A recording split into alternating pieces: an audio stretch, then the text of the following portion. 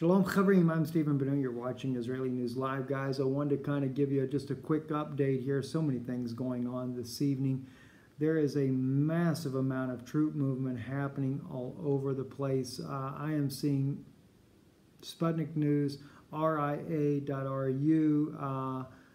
news is reporting that that Russia has been moving about. I saw this actually on Twitter, but it's actually on RIA News under their Defense and Safety section there, that they are moving ICBMs. Now, supposedly this is a drill, but in accordance with the plan of the Strategic Missiles Forces for more than 60 standalone launchers, the Topol-M, and the YARs make extensive maneuver actions on routes combat patrol from Tver and Irkutsk regions.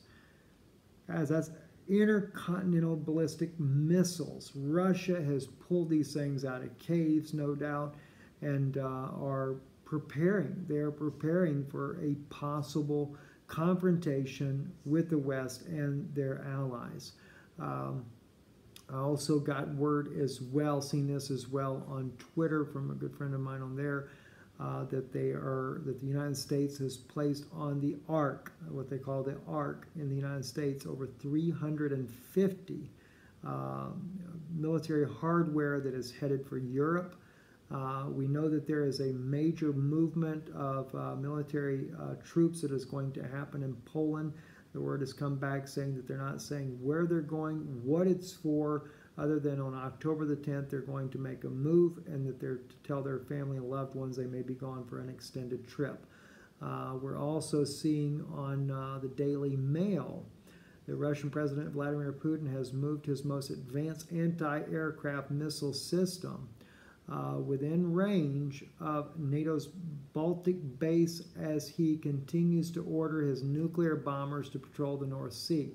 The S-400 Triumph, dubbed the SA-21 Growler by NATO, can destroy an aircraft at a range of 250 miles at an altitude of 90,000 feet. This thing here, guys, is supersonic. I mean, it moves at 17,000 kilometers an hour. That's about 12,000 miles an hour. There is not a plane of any kind that can outrun this thing. And now Russia also is putting out the S-500, a new system that not even satellite systems can pick up on the ground. It's getting dangerous. It's getting very dangerous. And it seems that Russia also is preparing for what could end up easily turning into a nuclear war. I know also that the United States is moving nuclear weapons to Romania. I've seen reports on this. I have 3 of the links here that I'm going to share with you that I have. Also, NATO has reassured Ukraine that it will step up the assistance to strengthen defense capabilities and reforms in the security of national defense. That's came out as well. So, you know, Russia's got every reason to be very concerned. In fact, today when we were recording our radio program that we're doing called Flashpoint, it's on AM stations in America. I got information there from Bonnie, who's a co-host on there with me. Actually, the host, I'm the co-host, I guess you'd call it. And Bonnie was sharing that a former aide to Ronald Reagan came out today. Or not today, but actually stated just recently that the United States had done completely wrong, and that the evidence was definitely clear. The U.S. did the attack on the Syrian army intentionally, said that Russia had actually the Russians had stated that they had contacted the U.S. coalition trying to tell them you're attacking the wrong enemy or the wrong people over and over and over. They stated it. They kept attacking anyway, and were not intending on stopping attacking the Syrian army until they used the S-400 and locked on the American and coalition warplanes. That's when they got out of Dodge, because they know that once the system locks onto them, there is no escape. But anyway, they got out of Dodge then. Russia did not use these systems on them because they didn't. You know, I'm really seeing that Russia's trying to avoid a catastrophe here, guys. But it is rapidly going out of control. And it doesn't seem like that the Obama regime is not stopping what they're doing. I mean, we're sitting here hoping, I know all Americans, especially myself, are hoping that maybe we'd get Donald Trump in. Maybe he'd be a whole lot better. He's got to be better than what we got in there now. But I am just afraid it's not going to happen.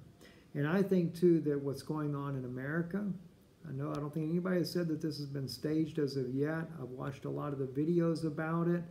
I know if my dad had been killed, I don't know how I would have reacted myself. I do feel for this family nonetheless of what's going on. I see the outrage that is happening in America, but guys, I tell you what, the media is playing this up right now because it keeps everybody's eyes somewhere else while war gets started. And then the next thing you know, we end up having nukes raining down on us in America. I got a lot of family in America, just like all of you guys do as well.